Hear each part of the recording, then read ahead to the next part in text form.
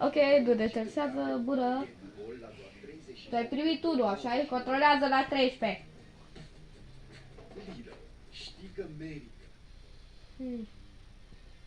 The footage starts.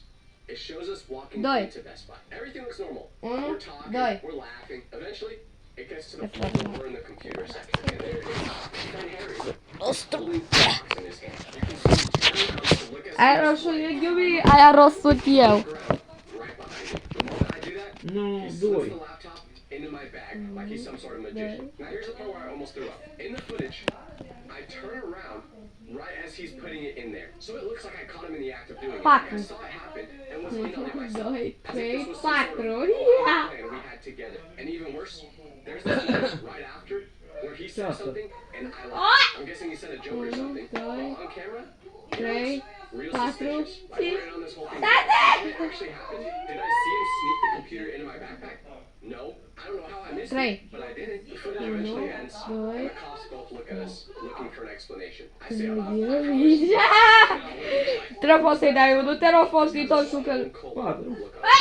And then he says, you know, lying to a cop is a crime, right? Look, we've seen people play dumb thousands of times. And this footage right here looks like you're playing dumb. I wanted to scream because I knew I was innocent, but all the evidence pointed towards that being not true. So now I'm sitting there watching my life 480p resolution, and all I can think about is Acum eu aleg hand up here. Because why did Harry even put 4 that pentru computer mine. in my Cred că... backpack and let me leave knowing it was in there? Was he trying to set me up? Or was there a bigger reason that this all happened? And that's when Mustache Cop drops the line that made my soul bleed. Eu am ales pentru tine Retail value on this computer is over $1,000. That makes this a felony. A second later, he told us that the punishment for a felony is 2 years in prison. I can't do that. I know what happens to guys like me in there. I would not He holds his hand up again and goes, doesn't matter what you meant.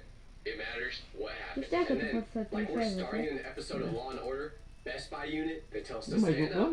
So we do, and then they say, you guys are under arrest. And they handcuff us. I've never been handcuffed before. But it felt way worse than I ever imagined. First off, they're really cold and really tight. So to all the freaky people out there that like having handcuffs put on them, I don't know how y'all do it. They walk us through the store like criminals, and every customer is just watching us. Some confused, some entertained. One little kid even goes, are they bad guys? And I just wanted to scream, I'm not, it's Harry. But nothing I said was going to help at this point. When we got outside, they put us in a police car. And as soon as that door closed, it looked real, too real. I turned to my friend, who still hadn't said a word, and just stared at him. My brain was trying to decide whether I should panic, rage at him, or just curl up into a ball and cry. And then finally, he looks at me in the eyes and whispers, I didn't mean for this to happen. So I just said, what do you mean you didn't mean for this to happen? What were you even trying to do in the first place? But then the cop got in the car, and we all went quiet. So he drives us to the police station, and now I'm shaking. It's not even that the building is scary, it's just bland. Like it has no soul. It's meant to be that way. They separate my friend the moment we walk in. And the scariest part about them separating us was I didn't know what story Harry was going to tell them. What if he made it sound like I was the bad guy? Like I'm sure the moment the officers offered him a big guy, he would snitch on me. Now this officially began. Because for the first time since this whole thing started, I had a second alone to process it all. And the panic started rushing in like the Kool-Aid man running through a wall. Like wait, hold on. If the laptop was in my bag, does that make me the person who actually stole it? Meaning, am I going to be the one who gets in the most trouble? Because from their perspective, it just looks like I tried walking out of that store with a $1,000 computer in my backpack like it was a Fortnite back bling. They put me in this small room that just had a desk and 2 chairs on it. And I've watched enough TV shows to know this was the interrogation room. It was a table, 2 chairs, a camera in the corner, and this someone was behind watching us. And I'm sure the people behind Mai bine eu ți controlez eu curașul. Mai, că eu tot de la răstor. Super a mea. Anything to distract me. But all I see is this sign that says lying to an officer is a felony. Well, that's not good. Stai tu cu barata și nu vii tu la nume că mă ție. Era dacă eu mă lăsai, poate... Da, păi, nu trebuie să vii să gure. Bă, să vezi ce te lăsa. Imediat. Ok, acum e. 6. 1, 2, 3, 4, 5, 6 minute videoane! Trei. Claire that just got water spilled on it. I couldn't put a coherent sentence together to save my life. The cop squints at me like he's trying to figure out if I'm just dumb or guilty. At this point, I was already thinking about how I was going to pose in my mugshot so that I looked good in it. Because I knew that was where this was heading. But finally, I managed to choke out the whole story. How we were just looking around, how my friend must have just stuck it in my bag without me knowing. And the cop just listens to me, stone-faced, not saying 1, 2, 3, 4, 5, 6 grobowiec. You didn't know the laptop was in your bag. I know he thinks I'm Doi. lying, but it's the truth. So I say, yeah, I had no idea. If you look at the footage real closely, you can tell I didn't see him even put it in the drawer. Right after I say that, Ok, the haideți. officer gives me this weird little smile, like the kind that made me think, oh no, he knows something that I don't. He stands up, leaves, and tells me he'll be back in a second. And this was the moment where I started to genuinely wonder if my friend set me up. Like, okay, if it was an accident, why didn't he say anything to me? Why did he just stand there like a mannequin the entire time? Acum eu I like started pe piecing chestii. together what I thought happened in my brain. I'm like, wait, what if he's been planning this for weeks? What if he planted the laptop on me so I would get in trouble and he could, I don't know, steal my girlfriend or something? I'm just kidding.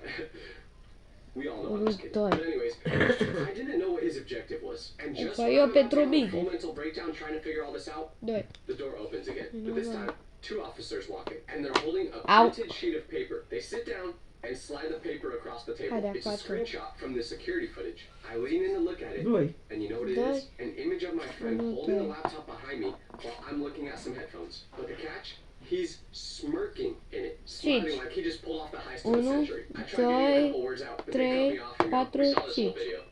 After reviewing it, it doesn't look too good. What do you mean it doesn't look too good? Bro, I am the victim here. I start stammering like, but I didn't even, the cop tells me to calm down and that they need to finish talking to my friend before they can make any final decisions. This made me super nervous because like I said, I couldn't trust Harry anymore. So I didn't know what he was going to tell me. I thought they were going to come back with a jumpsuit and be like, put this on, you're doing 10 years. 20 minutes pass before they come back in the room and tell me to follow them. They walk down this long hallway and they take me into a I see that Harry's in it. He's sitting there, pale as a ghost. And the energy in the room is tense. Like we're both trying our hardest not to look at each other. One of the officers sits us down and goes, okay, we've reviewed the footage and heard both sides. The truth is, it's going on a lot worse. Normally, it's expensive, it's charged as a felony. But given that you're both kids and you both have clean records, my heart's pounding. And the fact that Best Buy didn't want to press any charges, we've decided to let you off. That cop deserved 5 big booms after that. I flew back in my chair out of excitement like I just got hit with a tranquilizer dart. But then, of course, while we were in the clear, the cop goes, that doesn't mean there won't be any consequences though. You guys are both banned from that Best Buy for a year. And if anything like this happens again, but before he could even finish, I go, nope, never again, officer. I'm never even going to look at another computer in my life. I'm switching to notebooks, paper only. They walk us out to the lobby, and that's it.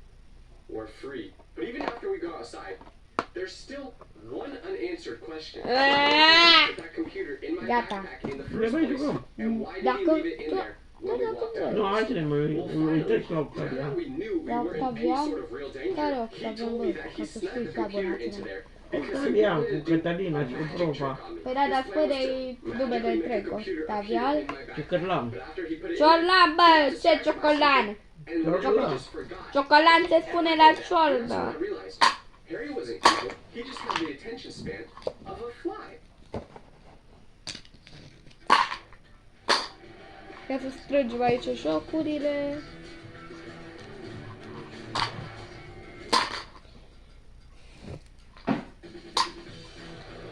Nu.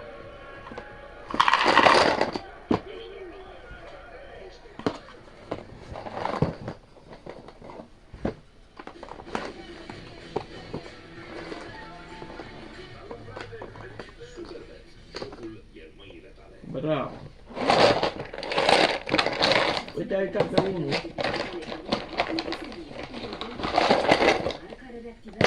Unul de la numărul 1 din joc.